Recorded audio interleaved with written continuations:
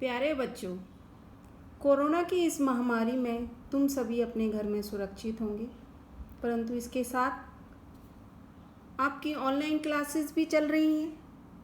इसी में मैं 10वीं क्लास की किताब लोकतांत्रिक राजनीति से आपको पहला अध्याय सत्ता की साझेदारी समझा रही हूँ। सत्ता की साझेदारी लोकतंत्र में एक आवश्यक कार्य है। लोकतंत्र में सत्ता किसी एक अंग के अंदर केंद्रित नहीं हो सकती। लोकतंत्र में सत्ता सरकार के तीनों अंगों के अंदर विभाजित होती है। इस अध्याय के अंदर हम कुछ देशों की राजनीति का अध्ययन करेंगे कि वहाँ पर किस तरह से सत्ता को बांटा गया, और उस घटनाक्रम से हम यह समझने का प्रयास करेंगे कि सत्ता का बंटवारा या सत्ता की साझेदारी समुदाय के सभी संगठनों के बीच कितना जरूरी है। तो सबसे पहले हम जो अध्ययन करेंगे वो है बेल्जियम राज्य के बारे में। बेल्जियम यूरोप का एक छोटा देश है। क्षेत्रफल में हरियाणा राज्य से भी छोटा है। आबादी इसकी 1 करोड़ से अधिक है, यानी हरियाणा राज्य के करीब आधी आबादी है। बेल्जियम राज्य की सीमाएं फ्रांस, नीदरलैंड, जर्मनी और लग्जमबर्ग से लगती है। जब हम बेल्जियम की जातीय बनावट देखते हैं तो वो काफ़ी उलझन भरी हुई है, इसीलिए मैंने एक ग्राफ के जरिए ये समझाने का आपको प्रयास किया है। बेल्जियम राज्य के फ्लैमिश नगर की कुल आबादी का 59% डच भाषा बोलता है। इसी तरह वहाँ वेलोनिया क्षेत्र में 40% लोग रहते हैं जो फ्रेंच भाषा बोलते हैं, और 1% लोग जर्मन भाषा बोलते हैं। राजधानी ब्रुसेल्स में 80% फ्रेंच आबादी रहती है और 20% डच भाषी आबादी रहती है। 80% फ्रेंच संपन्न और ताकतवर हैं, और डच जो वहाँ की आबादी है जो डच भाषा बोलती है वह 20% है जो संपन्न और समृद्ध नहीं है। इस सब डाटा के हिसाब से हम बता सकते हैं कि डच बोलने वाले संख्या के हिसाब से ज़्यादा थे, परंतु धन और समृद्धि के मामले में कमज़ोर थे, और फ्रेंच बोलने वाले संख्या के हिसाब से कम थे पर ज़्यादा संपन्न और ताकतवर थे। तो इसका परिणाम हुआ 1950 और 60 में दोनों के बीच तनाव बढ़ने लगा। डच भाषी लोगों ने इसका विरोध किया कि देश के आर्थिक विकास का और शिक्षा का लाभ फ्रेंच भाषी लोगों को ज़्यादा मिल रहा है। इसी तनाव के बीच में बेल्जियम के नेताओं ने समझदारी भरी साझेदारी की और इस समस्या का समाधान निकाला। उन्होंने अपने देश के क्षेत्रीय अंतरों और सांस्कृतिक विविधता को स्वीकार किया और 1970 और 1993 के बीच अपने संविधान में 4 संशोधन किए, और इस बात के लिए देश में रहने वाला हर आदमी वहाँ अपनापन महसूस करे और मिलजुल कर रह सके, इसके लिए उन्होंने प्रयास किया। बेल्जियम में जो पहला संशोधन किया गया उसके अनुसार संविधान में इस बात का स्पष्ट प्रावधान किया गया कि केंद्रीय सरकार में डच और फ्रेंच भाषी मंत्रियों की संख्या समान रहेगी। अर्थात वहाँ कोई भी कानून तभी बन सकता है जब दोनों ही भाषाई समूह के सांसदों का बहुमत उसके पक्ष में हो। दूसरा जो उन्होंने समझौता किया वह था कि केंद्र सरकार की शक्तियाँ देश के 2 इलाकों की क्षेत्रीय सरकारों को सौंप दी गई, यानी राज्य सरकारें भी केंद्रीय सरकार के अधीन नहीं थी। तीसरा जो उन्होंने समझौता किया, ब्रुसेल्स में अलग सरकार होगी और उसमें दोनों समुदायों को समान प्रतिनिधित्व दिया जाएगा। तीसरा वहाँ का जो समझौता था वो अपने आप में एक अनोखा था, और वह था वहाँ की सामुदायिक सरकार। सामुदायिक सरकार का अभिप्राय होता है कि उसका चुनाव एक ही भाषा बोलने वाले लोग करते हैं, जैसे कि बेल्जियम में डच, फ्रेंच और जर्मन। ऐसे समुदाय के लोग बेल्जियम में कहीं भी रहें, उनकी एक सामुदायिक सरकार होगी, और इस सरकार को संस्कृति, शिक्षा और भाषा जैसे मसलों पर फैसले लेने का अधिकार होगा। तो इस तरह से ये बेल्जियम का मॉडल था।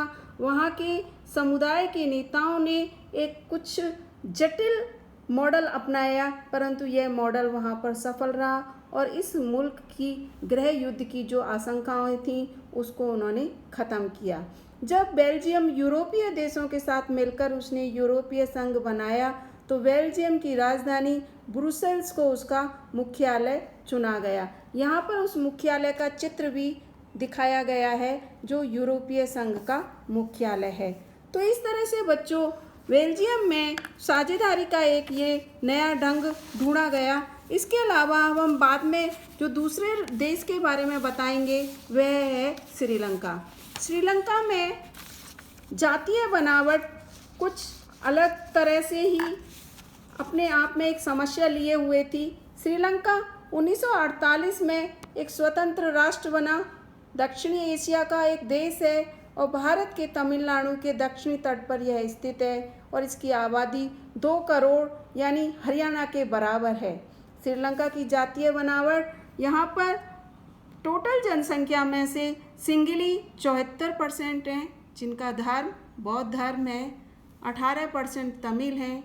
इन 18% तमिल में से भी 13% श्रीलंकाई तमिल हैं और बाकी हिंदुस्तानी तमिल हैं।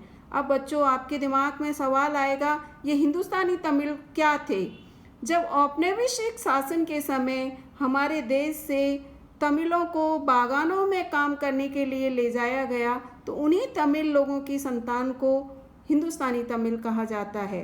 इनका धर्म कुछ लोग हिंदू धर्म को मानते हैं और कुछ मुसलमान को, और 7% वहाँ पर ईसाई भाषा के हैं जो सिंगली और तमिल दोनों ही समुदाय की भाषाओं को बोलते हैं। अब हम आते हैं कि इस तरह के जातीय बनावट वाले श्रीलंका में इसका कैसे समाधान निकाला गया। श्रीलंका में बहुसंख्यकवाद, श्रीलंका में सिंगली बहुसंख्या में थे, उन्होंने शासन पर प्रभुत्व जमाना चाहा और इसी के तहत जब देश को आज़ादी मिली उसके बाद वह कुछ ऐसे कानून लाए जिससे कि सिंगली समुदाय का उस पर राज कायम हो सके। 1956 में उन्होंने एक कानून बनाया जिसके तहत तमिल को दरकिनार करके सिंगली को एकमात्र राजभाषा घोषित किया। जितनी भी सरकारी नौकरियां थीं उनमें सिंगलियों को प्राथमिकता दी गई। बौद्ध मत को संरक्षण देने का बढ़ावा दिया गया। मैंने अभी आपको ग्राफ के जरिए बताया था कि श्रीलंका में सिंगली समुदाय का जो धर्म था वो बौद्ध मत था। तो ऐसा करके श्रीलंकाई तमिलों की नाराज़गी बढ़ने लगी, शासन से उनको बेगानापन होने लगा, उनको यह चीज़ें समझ में आने लगी कि उनको सरकार से दूर रखा जा रहा है, सरकारी नौकरियों में उनको अवसर नहीं दिए जा रहे हैं, उनके साथ भेदभाव हो रहा है। इसका परिणाम हुआ दोनों समुदायों के संबंध बिगड़ते चले गए। यहाँ पर एक नक्शा दिखाया गया है श्रीलंका का और जिसमें यह बताया गया है कि कौन सी आबादी श्रीलंका के कौन से क्षेत्र में रहती है। जो ऑरेंज वाला एरिया दिखाया गया है वो सिंगली समुदाय का है और जो रेड वाला एरिया दिखाया गया है वो तमिल समुदाय का है। साथ ही इसमें एक टर्म आया है, एक शब्द आया है बहुसंख्यकवाद। बहुसंख्यकवाद का मतलब होता है जो समाज किसी भी देश के अंदर बहुसंख्या में हो और देश के शासन पर अपना कब्जा करना चाहे और अल्पसंख्यक समुदाय की इच्छाओं की अवहेलना करे। तो श्रीलंका में जब तमिल और सिंगली समुदायों के संबंध बिगड़ते चले गए तो देश में गृह युद्ध की सी स्थिति आ गई। तमिलों ने अपनी अलग से पार्टियां बना ली और वो अपनी अलग राजभाषा बनाने के लिए और क्षेत्रीय स्वायत्तता हासिल करने के लिए मांग करने लगे और इसका परिणाम हुआ भयंकर गृह युद्ध। दोनों ही पक्षों के हजारों लोग मरे, उनको अपने परिवारों से बेदखल होकर शरणार्थी भी बनना पड़ा, उनकी रोजी रोटी चौपट हो गई और आखिरकार यह गृह युद्ध 2009 के जाकर अंत में ख़त्म हुआ।